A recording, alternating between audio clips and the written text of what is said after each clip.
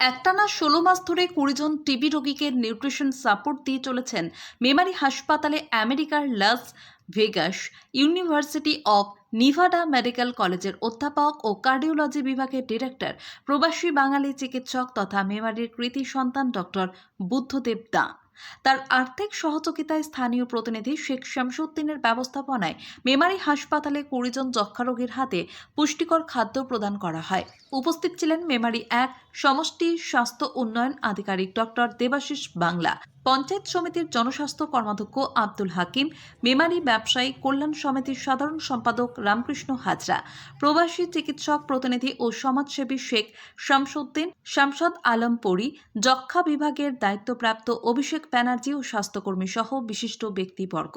খাদ্যদ্রব্যের মধ্যে আছে ১ KG soybean, ১ litre সরিষার তেল, ৫০০ গ্রাম মসুর ডাল, ৫০০ গ্রাম মুগ ডাল, ২৫০ গ্রাম ছোলা, ২৫০ গ্রাম বাদাম এবং ৩০টি ডিম। এদিন জনস্বাস্থ্য কর্মাধ্যক্ষ ও ব্যবসায়ী কল্যাণ সমিতির সম্পাদক এলাকার সমাজ সচেতন মানুষদেরও যক্ষ্মা রোগীদের পাশে দাঁড়াতে এগিয়ে আসার আহ্বান জানান এবং প্রবাসী চিকিৎসকের প্রতি কৃতজ্ঞতা প্রকাশ করেন। তিনি প্রবাসী চিকিৎসকের কাজে উৎসাহিত হয়ে ঘোষণা করেন ব্যবসায়ী কল্যাণ সমিতির পক্ষ থেকে আগামী মাস থেকে ৫ জন রোগীর নিউট্রিশন সাপোর্ট দেবেন।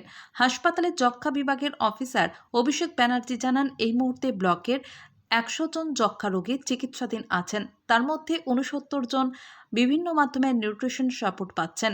আরও কোনো সংস্থা বা ব্যক্তি এগিয়ে এলে হয়তো আমরা যক্ষ্মা রোগী মুক্ত ব্লক হিসেবে গণ্য হতে পারি।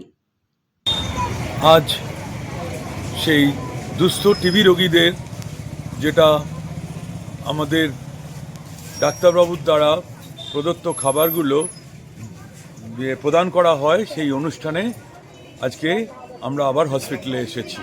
মূল কাণ্ডারি সেই আমাকে অনুরোধ করলো, আমরা বললাম যে ঠিক আছে, আগামী মাসে আমি এটার ব্যাপারে পার্টিসিপেট করব। ডাক্তারবাবুর এই উদ্যোগের সঙ্গে নিজেকে সামিল থাকতে পেরে ধন্য মনে করব। নাম পরিচয়? আমার নাম রামকৃষ্ণ হাজরা, মেমারি ব্যবসায়ী কল্যাণ সমিতির সম্পাদক। ধন্যবাদ। হসপিটালে টিবি রোগীদের নিউট্রিশন সাপোর্ট পুষ্টিকর খাবার দেওয়া হয় প্রতি মাসে, সেই অনুষ্ঠানে আমরা এসে হাজির হয়েছি। আজকে প্রায় আমাদের বুদ্ধদেব দা মহাশয়, বিশিষ্ট চিকিৎসক এবং সমাজসেবী, উনি দিয়ে যাচ্ছেন এই পুষ্টিকর খাবারটা।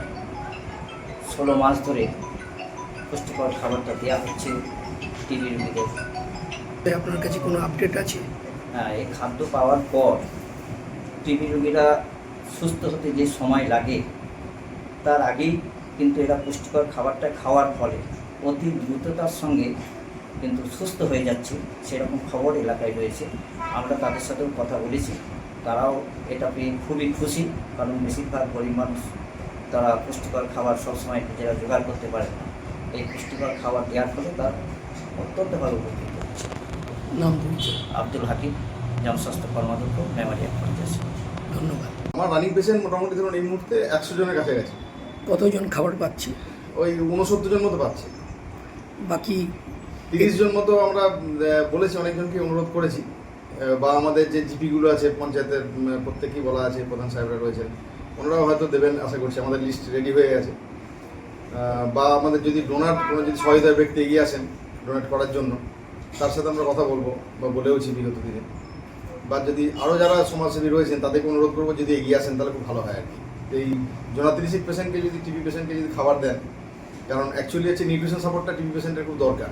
এবার সেই জায়গাতে যদি খাবারটা দেওয়া হয়, পেশেন্ট কিন্তু খুব তাড়াতাড়ি সুস্থ হয়ে যাবে বা ভালো হয়। আশা করা যায় আগামী দিনে যক্ষ্মা মুক্ত করতে পারবেন হয়তো। আমাদের যে টার্গেট, আমরা আশা করা যায় করতে পারবো আর কি, যে টিবি এলিমিনেশন যেটা করা দরকার সেটা আশা করছি আমরা করতে পারবো।